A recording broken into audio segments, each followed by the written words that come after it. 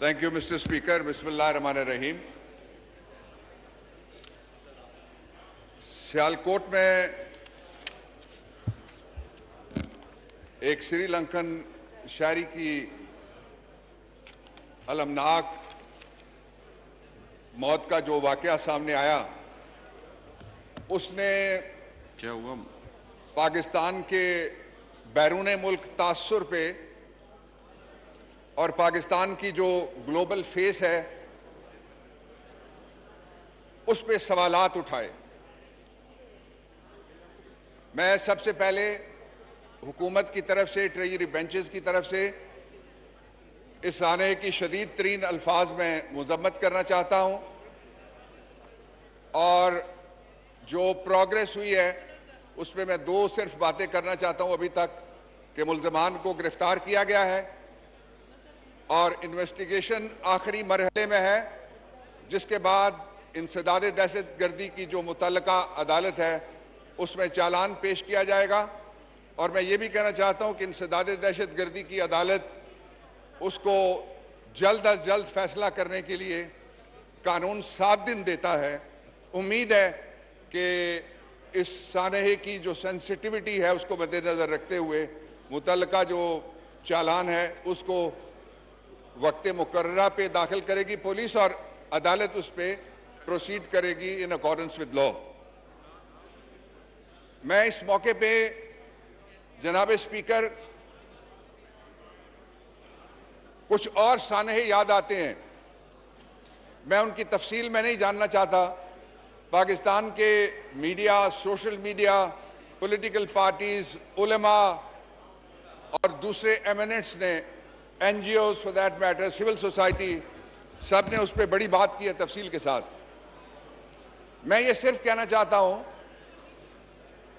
कि पाकिस्तान के पार्लिमान को, खा वो कौमी असेंबली हो या अपर हाउस हो सेनेट ऑफ पाकिस्तान, इन दोनों को फौरी तौर पे जो क्रिमिनल लॉ, फौजदारी कवानीन, उनके अंदर जो नकाइस हैं उनको दूर करने के लिए, उनके अंदर जो खामियां हैं उनको खत्म करने के लिए और उनको जो कमियां हैं उनको हटाने के लिए, और जो मुकदमात का फैसला नहीं होता साल हा साल तक, उस सिलसिले में अपना रोल अदा करना होगा।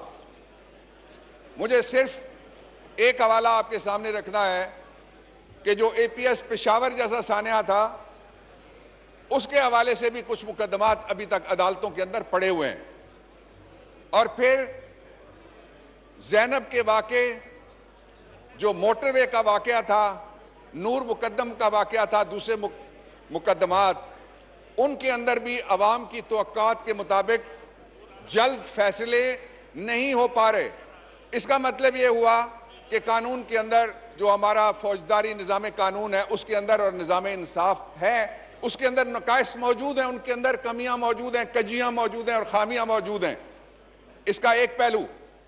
इसका दूसरा पहलू यह है कि बड़ी बदकिस्मती के साथ यह कहना पड़ता है कि जो पुलिसिंग है उसकी हौसला शिकनी हुई है। पिछले तकरीबन 10-15 साल में जो हौसला शिकनी बराबर जारी है और उस हौसला शिकनी की वजह से जो पुलिस है उसके मोराल के ऊपर भी असर हुआ है।